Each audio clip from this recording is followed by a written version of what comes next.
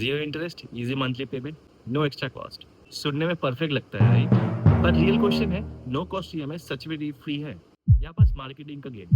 आज 5 मिनट में क्लियर करते हैं नो कॉस्ट ईएमआई एक्चुअली में कैसे काम करता है, हिडन मैथ क्या होता है, कब लेना स्मार्ट होता है और कब ये सीधा डेट ट्रैप बन सकता है। सिंपल लैंग्वेज में, you buy product today, pay in monthly instalment and supposedly pay zero interest. Example, suppose आप एक फोन खरीदते हो, उसका 60,000 प्राइस है, 6 मंथ का ईएमआई है 10,000 पर मंथ, टोटल पे 60,000। साउंड फेयर, लेकिन यहाँ पे स्टोरी खत्म नहीं होता है। Let's understand how it actually work. Company charity नहीं चलाती है, पैसा कहीं ना कहीं से रिकवर तो हो ही रहा है। ब्रांड्स ऑलवेज बैंक को इंटरेस्ट पे करता है और आपको डिस्काउंट कम मिलता है। अगर आप कैश में कुछ लेते हो तो आपको 3,000 सपोज डिस्काउंट मिल रहा है। जैसे ही आप ईएमआई में कन्वर्ट हो जाओगे, कुछ सिनेरियो पे देखा गया है ईएमआई के लिए डिस्काउंट रिमूव हो जाता है। टेक्निकली इंटरेस्ट आप दे ही रहे हो, बस इनडायरेक्टली।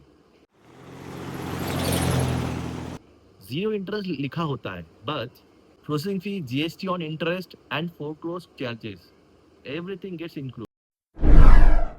कभी कभी ऐसा भी नोटिस किया गया है दैट ऑनलाइन पोर्टल में जो प्राइस दिखा रहा है मार्केट से जब आप कंपेयर करोगे, एक्चुअल में मार्केट का प्राइस कम रहता है। तो ऑनलाइन प्राइस ज्यादा दिखा के उसके बाद नो कॉस्ट ईएमआई कन्वर्ट किया जाता है। So you thinking you are saving but actually you are not.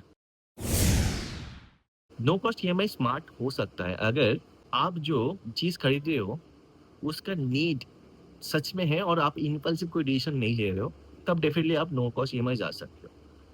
और ध्यान रखिएगा दैट आप जो नो कॉस्ट ईएमआई जो ले रहे हो उसमें प्रोसेसिंग फी कभी कभी लगता है, तो प्रोसेसिंग फी छोड़ के और कोई हिडन चार्जेस नहीं होना चाहिए, उसको भी कंफर्म कर लीजिएगा। थर्ड, आपका टोटल ईएमआई बर्डन इनकम का 30% से कम है तो डेफिनेटली आप नो कॉस्ट ईएमआई जा सकते हो। प्रॉब्लम तब स्टार्ट होता है जब हम लोग देखते हैं जस्ट 2,999 पर मंथ ही ईएमआई देना है, ले लेते हैं। वैसा माइंडसेट इज रिस्की। और इनकेस आपका 3 से 4 ईएमआई एक साथ चल रहा है, तब डेफिनेटली आप नो कॉस्ट ईएमआई देख के इंटरेस्ट में मत जाइए। और इनकेस आपका टोटल सैलरी का 40 to 50% ईएमआई में जा रहा है, तो डेफिनेटली नो कॉस्ट ईएमआई देख के आप ईएमआई में मत घुसिए। और इनकेस आपके पास इमरजेंसी फंड नहीं है, फिर भी आप जस्ट नो कॉस्ट ईएमआई का बेनिफिट देख के आप लोन ले रहे हो, this time it's become a danger. Actually आप साइलेंटली डेप्ट के अंदर जा रहे हो। ईएमआई चीज को अफोर्डेबल नहीं बनाता है, ईएमआई चीज को साइकोलॉजिकल इजी बना देता है। और ये ट्रैप है, जो चीज आपको नहीं चाहिए आप उसको भी ले लेते हो। Let's understand the psychology behind EMI. When you see 1,999 per month instead of 2,400 upfront, brain में पेन कम फील होता है। इसको कहते हैं प्राइस परसेप्शन बायस।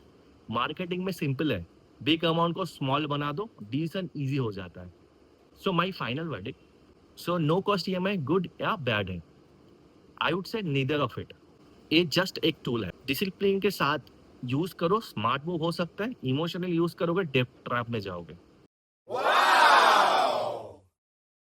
ऑलवेज कोई चीज खरीदने से पहले खुद को पूछिए, अगर ईएमआई ऑप्शन ही नहीं होता क्या मैं ये चीज खरीदता? अगर आंसर नो है तो चीजों को मत लो। सो कमेंट बिलो आपका कितना ईएमआई चल रहा है करेंटली। और अगर ये ब्रेकडाउन हेल्पफुल लगा, शेयर इट विद समवन जो नो कॉस्ट ईएमआई को फ्री समझता है। Thanks for watching.